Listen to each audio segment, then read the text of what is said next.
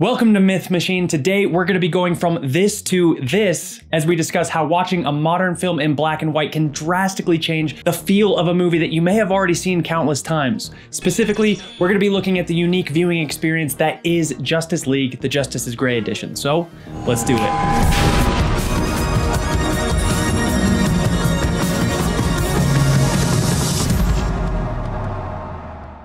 Black and white filmmaking plays an extremely important part of our filmmaking history. I mean, some of the best movies ever made are in black and white, and it's pretty much the only way movies were made until about the 1960s. And while not as prominent in today's modern cinema, there are still a handful of rare black and white releases, such as The Lighthouse or Alfonso Cuarón's Roma, which won a ton of awards, by the way. But there have also been re-releases of modern colored films in black and white, such as the black and chrome edition of Mad Max or the noir version of Logan. Now, most of these re-releases usually feel a little gimmicky to me at times. It feels like they've kind of just taken the saturation and turned it to zero. And if I'm being completely honest, when I first heard about the Justice is Gray edition, I thought it was going to be a bit of a pretentious grab for some extra cash. But I do have to say that I was incredibly surprised at just how much I enjoyed watching this presentation of the movie. And I'm 100% in the minority in this, but this is now actually my preferred way to watch this film.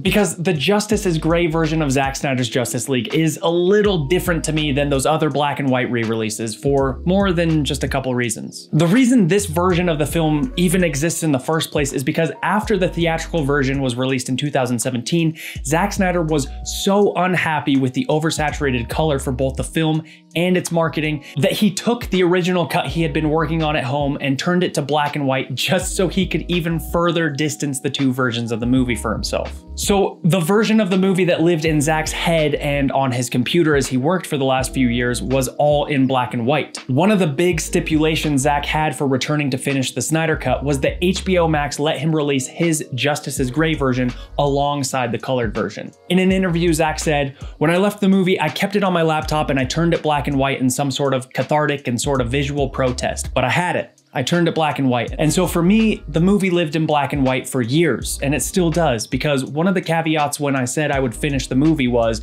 I also want to finish a black and white version of the movie. But beyond wanting to distinguish his version of the film as far as possible from the theatrical release, what other reasons would a modern filmmaker want to use black and white to tell their story? Well, black and white is timeless. It's got this classic feel to it, but even more than that, it's stark and very, very contrasty. A black and white image can emphasize things that a viewer wouldn't necessarily have paid as much attention to had they been in a color image. Eliminating the variable of color forces you to focus on the contrast and the quality of the light of each image. It forces you to focus on the bold, stylized framing, imagery, and lighting. While watching the Justice is Gray edition, I constantly caught myself appreciating the staging and blocking of scenes that I didn't even notice when I had watched the movie in color.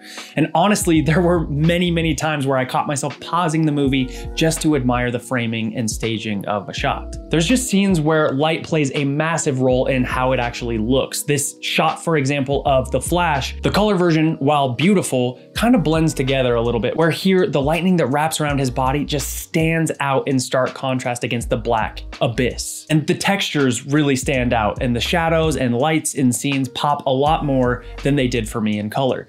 Something about the quality of the monochromatic color grade here really grounded everything in a way that the color version just didn't. I mentioned in a previous video that there were a few spots in the film where the CGI sequences didn't really work for me, but in this version, when those same exact scenes came up, I didn't even bat an eye. None of the CGI stuck out like a sore thumb anymore. And because my eye wasn't drawn to the colorful surroundings, my attention was more on the performance of the actors.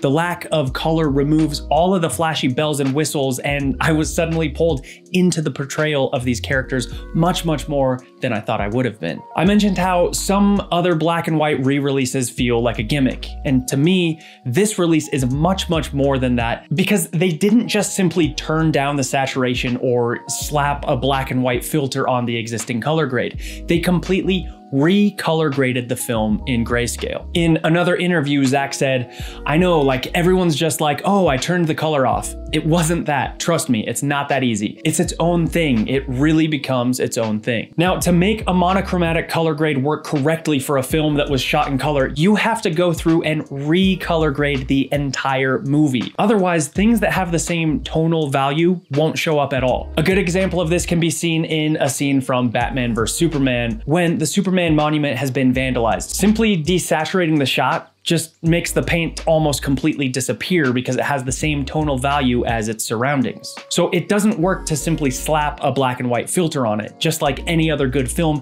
each shot has to be individually color graded. And when done correctly, you can still maintain the same level of detail and clarity in the scene that you would have had it been in color. And it actually takes a ton of work to grade a film this way. Instead of being able to use contrasting colors like blues and reds to differentiate things on screen or draw a viewer's eye to a certain area, the artist only has shades of gray to accomplish this. So you have to get really, really precise and strategic on which shades of gray to use, which shades of gray will stand out from each other.